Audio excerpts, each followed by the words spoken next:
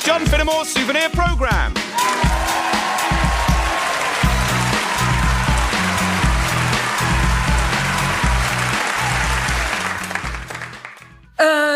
OK, how about a Navy detective?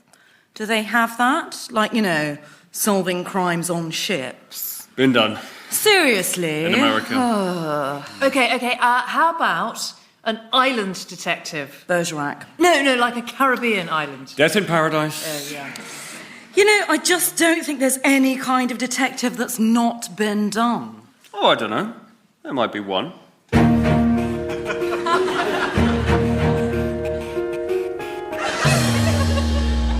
Staff announcement, store detective to the biscuit aisle. The store detective to the biscuit aisle. Oh, stone the crows, not the biscuit aisle. I'm supposed to be on a diet. That's enough of your comic relief, Snowman. Sounds like we've got a case. I'm Store Detective Casterbridge. This is Sidekick Store Detective Snowman. You called for me? This had better be good. It certainly is good, Store Detective. I'm a stock taker in this supermarket. I've just stock taken these Jaffa cakes. What of it? I'm coming to that. According to my records, there should be 24 boxes of Jaffa cakes, and that's just what there aren't. There are 23. And you think someone's taken the 24th? I don't think it's, Store Detective. I know it. Or maybe you're just not quite the hotshot stock taker you think you are, and you did your sums all wrong. I resent that, and besides, how do you explain these? Crumbs, sir. Snowman, are you exclaiming crumbs or pointing out crumbs? Both, sir. Crumbs, sir. Crumbs.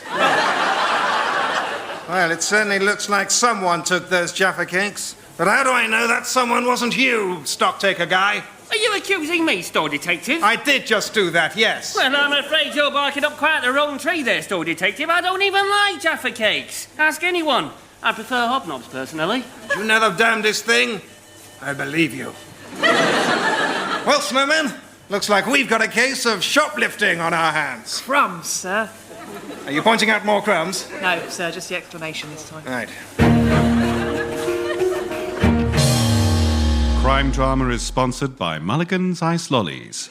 It's a murder how nice they are. The committee is gathered, sir. Encrypted cable from HMS Dauntless estimates we have 14 minutes in hand. Thank you, Morrison. Seal the bunker. Ladies and gentlemen, thank you for convening at such short notice. I need hardly state that this briefing is of the utmost sensitivity and confidentiality, and minutes will not be taken. You will all have heard rumours of a breach of Protocol 9 somewhere in or near the Arctic Circle. I can confirm that those rumours are true. Let me hand over now to Professor Chilliard, who can give you a rundown on the situation. Thank you, Minister. Ladies and gentlemen, not only has Protocol 9 been breached, but in at least 3 separate penetration zones. And whilst 2 of these are code Amber, 1 is code Black. 12 minutes, sir. Thank you. I should, perhaps, allow Admiral Blake to explain the ramifications of that. Yes, excellent. And perhaps, if I might suggest, Admiral, quite briskly. Well, I'm afraid it's just about as bad as it can be. The ramifications are quite simply this. Every vessel at every level currently working in the North Sea. Yes, what about them? Must be regarded as compromised. I see. Well then. And not only that, Right. but also a potential Enemy risk. Quite so. Thank you. 8 minutes, sir. Yes. Then, Sir Peter, as Chief of the Defence Staff, what, in your view, is our most urgent course of action? And if I can, without offence, stress the word urgent. We have but one course open to us. Yes, and what is it, in your opinion? It is Yes? terrible, Right? but it is Don't say necessary. necessary. Right? 6 minutes. Yes, if I could just encourage everyone on committee, I do realise a situation of this seriousness requires a certain amount of gravitas, but can I also respectfully suggest that time is not entirely on our side? Very well, then. What we must do, ladies and... Seriously, you can skip the ladies and gentlemen. without Delay, yes? delay, Yes? 3 minutes. is... If I can just quickly interject. Of course, Admiral. The floor is yours. I think we all know the course Peter is suggesting. Yes. No, we don't all. No, let him say it. He's so nearly said it. 2 minutes. But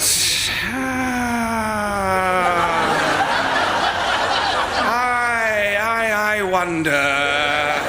Is it this button? Is it pressing this button?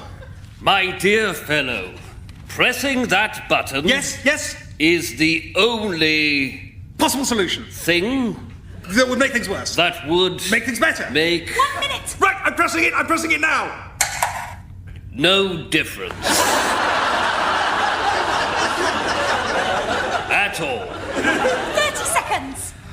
Whereas the course Sir Peter is, with regret, suggesting is, and do stop me if I'm wrong, 10, 9, that we should, 8, quite simply, 7, if we wish 6, to have 5, any hope 4, of survival 2, at 1, all, 0. string this meeting out at all costs so that we can all remain safely in this lead-lined bunker when it all kicks off. Quite right, Professor, quite right. Rather cold-blooded, but the only practical solution. Don't you agree, Admiral? Oh, absolutely, Sir Peter, absolutely. Oh, you rotten eggs.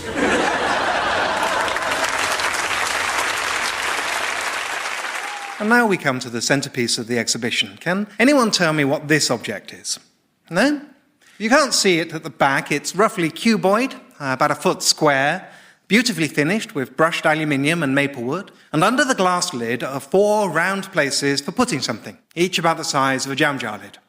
And when I press this switch, those receptacles begin to rock gently to and fro. Well, to explain what this is, and why it's so significant to the museum, I must first tell you a bit about watches. When watches were first made, they were very expensive, a status symbol for the rich, and they ran on elaborate clockwork, a system of tiny, finely balanced weights, cogs, and springs, and had to be wound up by hand every day. As time went on, it became possible to make watches cheaply as well, and these often ran on small batteries. But the intricate mechanical ones became a status symbol because of the craft required to make them. Then, a watchmaker discovered a way to use the natural movements of the wearer's arm to keep the mechanical ones charged, without needing either manual winding or batteries. These became the most highly prized and expensive of all. But some very, very rich people might have 2 such watches, or even more. And then, the ones that weren't being worn would begin to lose their charge. And so, the luxury watch companies began to make and sell these objects to their richest clients. Machines in which the buyer could store up to 4 of his spare, luxury, batteryless watches, which would rock them ceaselessly to and fro to simulate the movements of the arm and keep them charged. And it ran, of course, off the mains. And that is why this humble object forms the centrepiece of our Museum of Human Folly, where it stands as a constant lesson and a warning to us, the cockroach people who emerged from the ruins of their doomed civilization, never to be as bloody silly as them.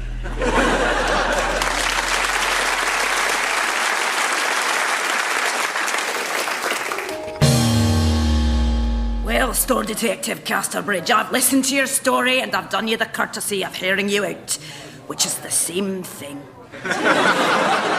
But frankly, I don't see what your beef is. My beef, ma'am, is a packet of Jaffa cakes unaccounted for. So, it's probably a simple stock-taking error. Maybe. And I've got a feeling in my bones, ma'am, and another feeling in my water. And both of those feelings are telling me this is a case of shoplifters. God damn it, Casterbridge, not again! You see shoplifters everywhere. And have I ever let you down? Okay, so you've been lucky a few times. With respect, ma'am, it's not luck. It's a nose for crime. Specifically, the crime of shoplifting. God damn it, Casterbridge, can't you just let sleeping dogs lie without upsetting the apple cart by rocking the boat? I'm sorry, ma'am, but what it says on my badge is store detective, and I aim to live up to that. You made that badge yourself. Even so, I know I'm right, ma'am. And if my hunch doesn't pay off, you can have that badge on your desk, and my gun with it. Yeah, you definitely shouldn't have a gun, I'm gonna All right, against my better judgment, you've got 24 hours, for some reason. Well, Snowman, look alive. It took some doing, but the boss of the supermarket's given us the go-ahead. Are you ready to catch some shoplifters? You know it, sir. Then I give you fair warning. The plan I have in mind may not be strictly legal. Are you in? What's the plan, sir? We wait by the biscuit aisle and catch them in the act. I think that is legal, sir. Ah, well, so much the better then. Crime Drama is sponsored by Mulligan's Ice Lollies. Stabbingly delicious. Now, his dates I have as 1924 to 2014. Is that correct? That's right, yes. And is it possible to put his age as well? By all means, yes. I'm so proud of getting to 90. Yes, of course. So perhaps died 2014 at the age of 90. Yes, lovely. He'd like that. I'm glad. Now, as for the stone, I believe you wanted the grey granite. I don't know. Now I'm here, I think maybe the black is better. Is that possible? Yes, of course, by all means. But it will be, let me see, £600 more. Right. But you don't mind that, do you? Well, no, it's entirely up to you.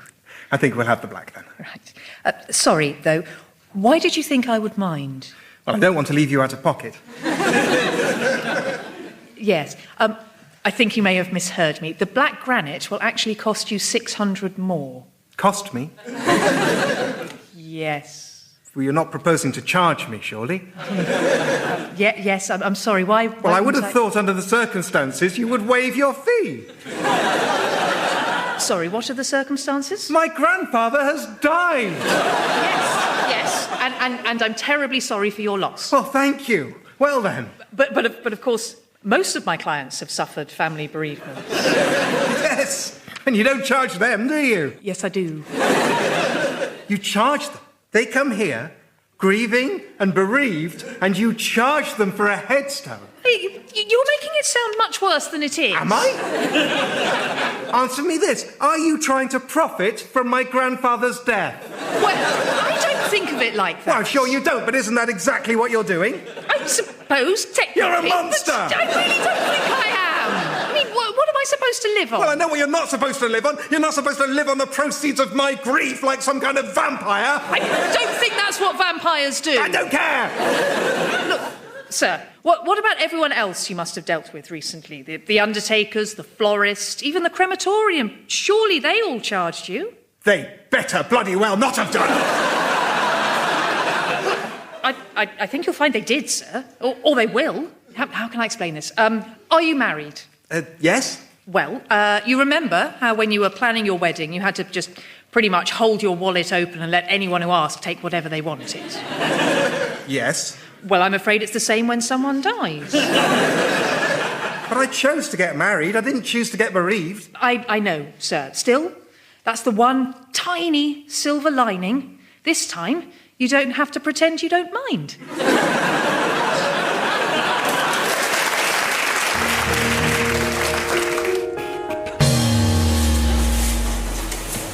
One gum, sir. I thought you were comically on a diet, Snowman. I am, sir, but I keep comically breaking it.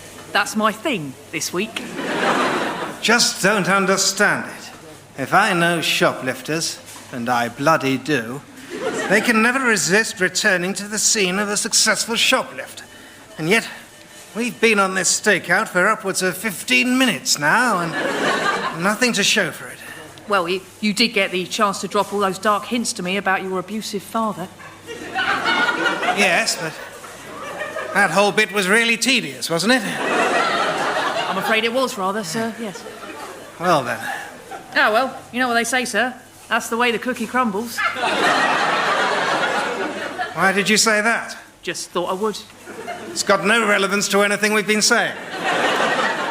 I suppose not, sir, but sometimes that's the way the cookie crumbles. The cookie crumbles. Of course. What is it, sir? I've been such a fool. No, I think that's me, sir. A damned fool from start to finish. No, that's definitely me. Look, it says here on the casting breakdown. Lovable fool this week on a diet. Come on, Snowman. We've got a denouement today, new. Crime Drama is sponsored by Mulligan's Ice Lollies. Frozen stiff with not rigor mortis, but scrumptiousness.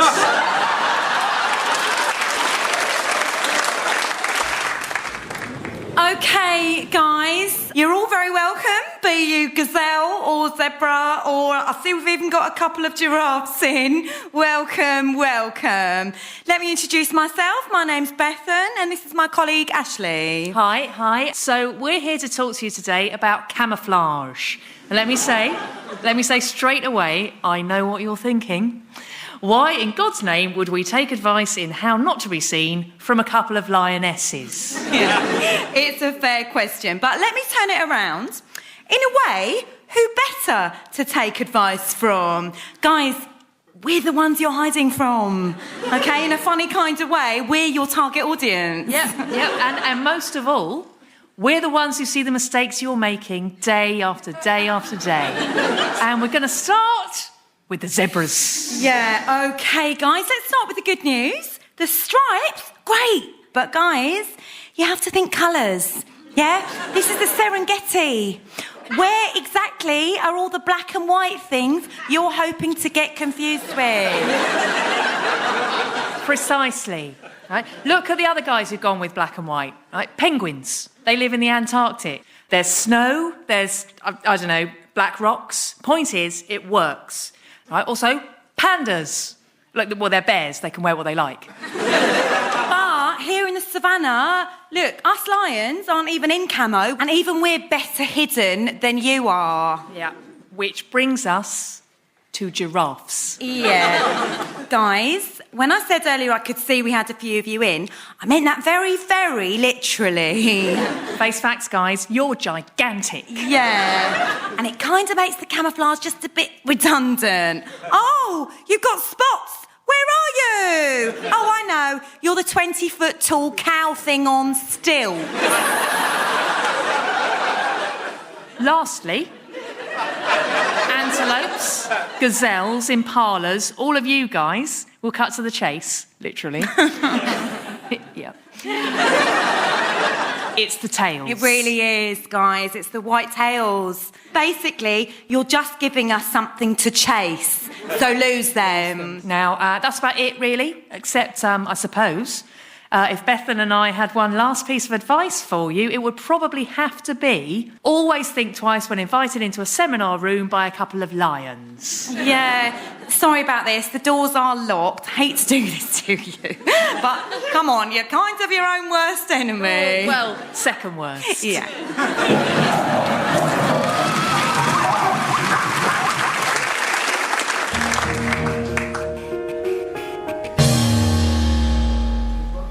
All right, Casterbridge, I've closed the supermarket for the rest of the day, as you asked. Off you go. You know, all the way along there's been something not quite right about this case. Something nagging away at me. And it took Snowman here to make me see it. That's the way the cookie crumbles, he said, clumsily and for no obvious reason. But that's just it. The crumbs at the scene of the crime. Well, what about him? Simply this, ma'am. That's not the way the cookie crumbles. Sir, can you please, for God's sake, just tell us what you actually mean? What I mean is, You don't get crumbs off of Jaffa cakes.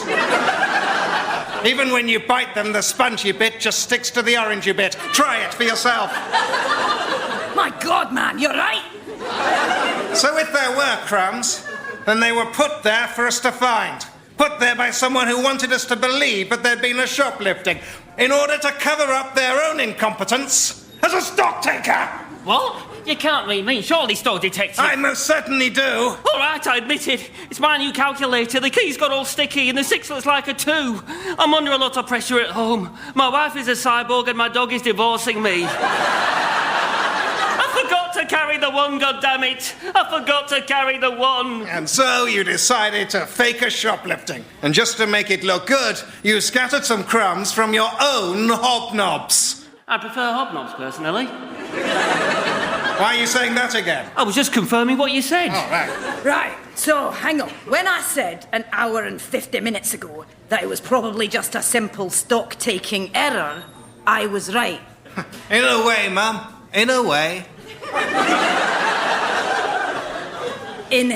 Because that is precisely what happened. Way. You needn't worry, Mum.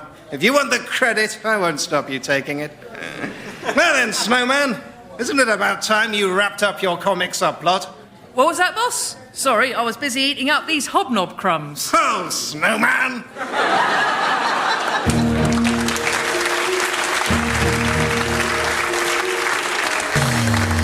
Crime Drama is sponsored by Mulligan's Ice Lollies. They're not poisoned.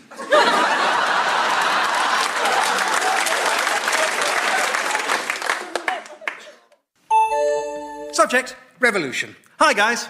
Comrade Lenin here. Just a quick reminder that it's revolution time again, the 25th of next month. So you should all have this information already. But just to recap, we're meeting at 9:45 by the battleship Aurora in Petrograd, then going on to the Winter Palace later. Bring banners, but no guns, and 20 rubles for the kitty. Look forward to seeing you all there, Vlad. Grigory Zinoviev is out of office until Monday. Re-revolution, that's great, comrade. Really looking forward to it. Got a couple of work issues early on, so I might have to skip the Aurora part and swing by to meet you at the Winter Palace. Hope that's okay. Mikhail, no, sorry, that's not okay. We all have to do it together. It's a show of strength and solidarity, plus we confirmed the numbers weeks ago. Grigory Zinoviev is out of office until Monday. Hi, guys. Not to worry, as it happens, I've got an early one the next morning, so probably going to drop out before the Winter Palace. So Mick and I can tag team it. All best, Alexei. So Mick and I can tag team it? Ooh, didn't know it was going to be that kind of a night. Trotsky, don't. Alexei, Mikhail, we really do need everyone there for the whole thing, as arranged. Grigory Zinoviev is out of office until Monday. Hi, Comrade Lenin, just to clarify, are you sure you mean next month, October? Only I had it down as November. Cheers, Pavel. No, Pavel, as I said in the original email, it's the 25th of October. It is November in the Gregorian calendar, but that doesn't really need to concern us because we, of course, all use the Julian calendar. Grigory Zinoviev is out of office until Monday. Julian calendar? Sounds like a hairdresser. Whoops! Oh, great. Well, if it's November the 25th, I can come for the whole thing. No hassles. Sorry, can I clarify? Is it November or October? And do we need to bring anything, Lev? Trotsky, seriously, that's not appropriate. Mikhail and Lev, it's October. October the 25th. And yes, you need to bring banners and 20 rubles. Grigory Zinoviev is out of office until Monday. And as Comrade Lenin forgot to say, guns, obviously. Forget your own head next, Vlad. Smiley face.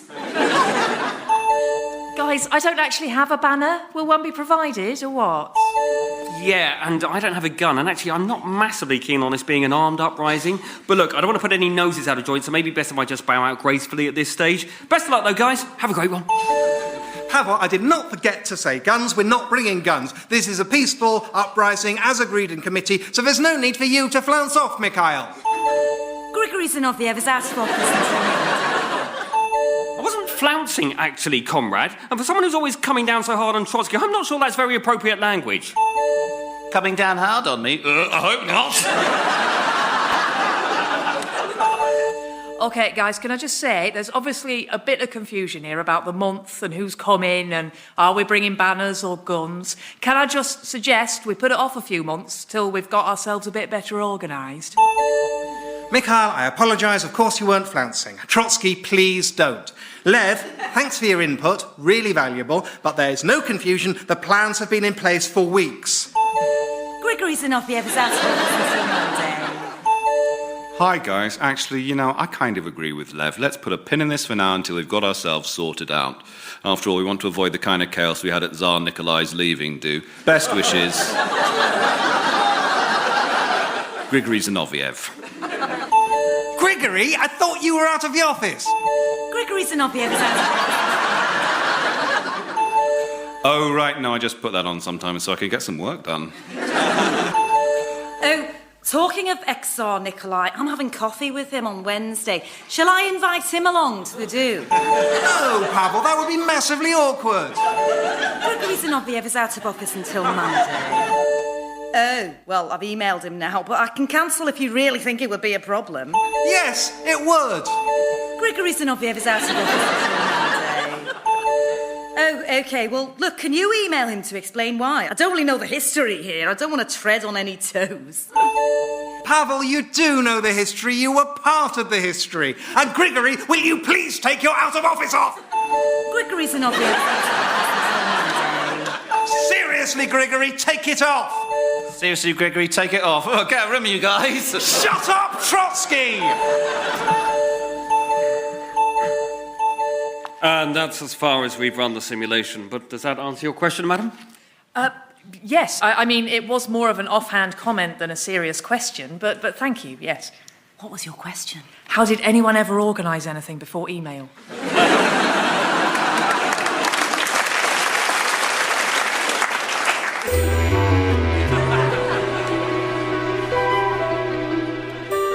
Well, since you will ask me for a tale of time travel, you will find I have already told you one. Good night. John Finnemore's Souvenir programme was written and performed by John Finnemore with Margaret Cabourn-Smith, Simon Kane, Lawry, Lewin and Carrie Quinlan. The producer was Ed Morrish. John Finnemore's Souvenir programme is sponsored by Mulligan's Ice Lollies. They taste funny in a good way.